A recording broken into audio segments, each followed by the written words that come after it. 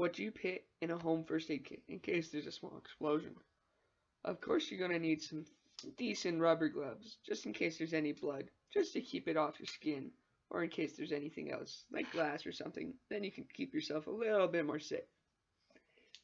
The next item you're going to need are some tweezers, because splinters are something that's common, especially if you have wood fences, wood, anything, or just to pick out some gravel or something if you get crashed on your bike.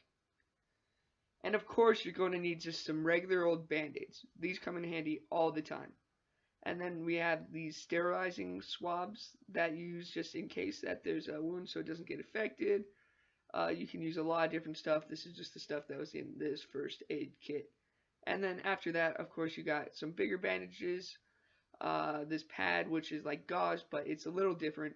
And then you have like ibuprofen, which is ibuprofen, and then your kiss has grown cold, and there's ice in your smile, and I wonder why.